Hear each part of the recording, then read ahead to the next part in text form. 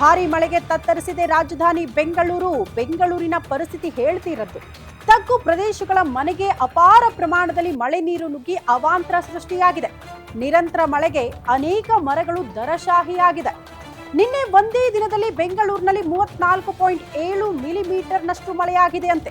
ಬಿಬಿಎಂಪಿಯ 8 ವಲಯದಲ್ಲಿ 36 ಮರ, 121 ಕೊಂಬೆಗಳು ದರಶಾಹಿಯಾಗಿದೆ. ದಕ್ಷಿಣ ಬೊಮ್ಮನಹಳ್ಳಿ ಪೂರ್ವ ವಲಯದಲ್ಲಿ ಮರಗಳು ದರಶಾಹಿಯಾಗಿದೆ. ವಾಹನಗಳ ಮೇಲೆ ಮರಗಳೇ ಬಿದ್ದು ಅಪಾರ ಪ್ರಮಾಣದಲ್ಲಿ ಹಾನಿಯಾಗಿದೆ. ಭಾರಿ ಮಳೆಗೆ ರಾಜಧಾನಿ ಬೆಂಗಳೂರು ತತ್ತರಿಸಿ ಹೋಗಿದೆ.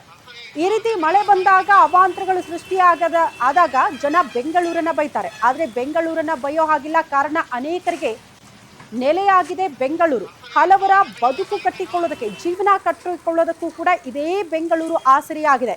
ಬರೀ ನಮ್ಮ ರಾಜ್ಯ ಅಲ್ಲ, ಬೇರೆ ಬೇರೆ ರಾಜ್ಯದಿಂದಲೂ ಕೂಡ ಜನ ಬಂದು ವಾಸ ಮಾಡ್ತಿದ್ದಾರೆ, ಜೀವನ ನಡೆಸ್ತಿದ್ದಾರೆ, ಬದುಕು ಕಟ್ಟಿಕೊಂಡಿದ್ದಾರೆ. ಆದರೆ ಅದಕ್ಕೆ ಬೆಂಗಳೂರು ಕಾರಣ.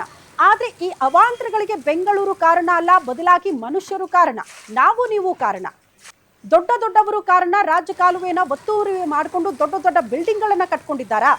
ಪಾಲಿಕೆ ಪ್ರತಿ ಬಾರಿ ಕೂಡ ಹೇಳೋದಿಷ್ಟೇ, ರಾಜಕಾಲುವೆಯನ್ನ ಒತ್ತುವರಿ ಮಾಡ್ಕೊಂಡಿರುವಂತಹ ಮನೆಗಳಾಗ್ಲಿ ಅಥವಾ ಎಂಥಂತೆ ಪ್ರಭಾವಿ ವ್ಯಕ್ತಿಗಳ ಬಿಲ್ಡಿಂಗ್ಗಳು ಇರ್ಲಿ, ಅದನ್ನ ದರಶಾಹಿ ಮಾಡ್ಬಿಡ್ತೀವಿ ಅಂತ. ಆದ್ರೆ ಹೇಳೋದೊಂದು, ಮಾಡೋದೊಂದು. ಯಾರೋ ಬಡಬಗ್ರು ಈ ಶೀಟ್ಗಳನ್ನ ಇಟ್ಕೊಂಡು ಮನೆಗಳನ್ನ ಕಟ್ಕೊಂಡಿರ್ತಾರಲ್ಲ, ಅದನ್ನ ಧ್ವಂಸ ಮಾಡುತ್ತೆ ಪಾಲಿಕೆ. ದೊಡ್ಡ ಬಿಲ್ಡಿಂಗ್ ಗಳನ್ನ ಟಚ್ ಮಾಡಕ್ ಹೋಗಲ್ಲ. ಕಾರಣ ಟಚ್ ಮಾಡೋಕ್ಕೂ ಮುನ್ನ ಕೋರ್ಟ್ನಿಂದ ಸ್ಟೇ ತಂದಿರ್ತಾರೆ. ಹಾಗಾಗಿ ಪಾಲಿಕೆ ಅದ್ಯಾವುದನ್ನು ಕೂಡ ಮುಟ್ಟಕ್ ಸಾಧ್ಯ ಆಗಲ್ಲ. ಬಟ್ ಮಳೆ ಬಂದಾಗ ನಿಜವಾದ ವಾಸ್ತವ ಪರಿಸ್ಥಿತಿ ಏನು ಬೆಂಗಳೂರದ್ದು ಅಂತ ನೋಡೋದಕ್ಕೆ ಸಿಗುತ್ತೆ. ಅದರಿಂದ ಜನಸಾಮಾನ್ಯರು ಪರದಾಡ್ಬೇಕಷ್ಟೆ. ಬೆಂಗಳೂರಲ್ಲಿ ಮಳೆ ಬಂದಾಗ ನೀರು ಹರಿದು ಹೋಗೋದಕ್ಕೆ ಸರಿಯಾದ ಜಾಗ ಇಲ್ಲ, ಅದಕ್ಕೆ ವ್ಯವಸ್ಥೆ ಇಲ್ಲ. ಎಲ್ಲಿ ಹೋಗ್ಬೇಕಾಗಿತ್ತು? ಕೆರೆಗಳನ್ನ ನುಂಗಿ ನೀರು ಕುಡಿದಿದ್ದಾರೆ. ರಾಜಕಾಲುವೆ ಒತ್ತುವರಿ ಮಾಡ್ಕೊಂಡಿದ್ದೀರಾ? ಎಲ್ಲೋ ಒಂದು ಹಿಡಿ ಜಾಗ ಸಿಕ್ಕರೆ ಸಾಕು, ದೊಡ್ಡ ಮನೆಗಳನ್ನ ಕಟ್ಕೊಂಡ್ಬಿಟ್ಟು ಒತ್ತುವರಿ ಮಾಡ್ಕೊಳ್ಳೋದು. ಹೀಗಾದ್ರೆ ಮಳೆ ನೀರು ಪ್ರಕೃತಿಯ ಮುಂದೆ ನಾವು ಬದುಕು ನಡೆಸೋಕ್ಕಾಗತ್ತಾ ಅನ್ನೋದನ್ನ ನಮ್ಮನ್ನ ನಾವು ಪ್ರಶ್ನೆ ಮಾಡಬೇಕಾಗುತ್ತೆ. ಮಳೆ ನೀರು ಬಂದಾಗ ಅದು ಹೋಗೋದಕ್ಕೆ ಜಾಗ ಇರಲ್ಲ. ಎಲ್ಲಿ ಹೋಗುತ್ತೆ? ತಗ್ಗು ಪ್ರದೇಶದ ಮನೆಗಳಿಗೆ ನೀರು ನುಗ್ಗುತ್ತೆ.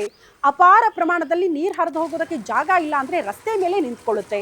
ರಸ್ತೆ ಮೇಲೆ ನಿಂತಾಗ ವಾಹನಗಳ ನಿಲುಗಡೆ ಆಗಿರುತ್ತಲ್ಲ, ಅಷ್ಟು ವಾಹನಗಳು ಕೂಡ ಮುಳುಗಡೆ ಆಗ್ಬಿಡುತ್ತೆ. ಅದೇ ನೀರಲ್ಲಿ ಜನ ಓಡಾಡಬೇಕು. ಇನ್ನು ಬೆಂಗಳೂರಿನ ಮತ್ತೊಂದು ವಾಸ್ತವ ಪರಿಸ್ಥಿತಿ ಏನಂತ ಅಂದ್ರೆ, ಮಳೆ ಬಂದಾಗ ಯಾವ ಕ್ಷಣಕ್ಕೆ ಎಲ್ಲಿ ಮರ ಬೀಳುತ್ತೋ ಗೊತ್ತಾಗಲ್ಲ, ಯಾವ ರಸ್ತೆಯಲ್ಲಿ ಗುಡ್ಡಿ ಬಿದ್ದಿರತ್ತೆ ಗೊತ್ತಾಗಲ್ಲ. ವಾಹನ ಸವಾರು ಜೀವ ಕೈಯಲ್ಲಿ ಹಿಡ್ಕೊಂಡೆ ಮಳೆ ಬಂದಾಗ ವಾಹನಗಳನ್ನ ಚಲಾಯಿಸಬೇಕು.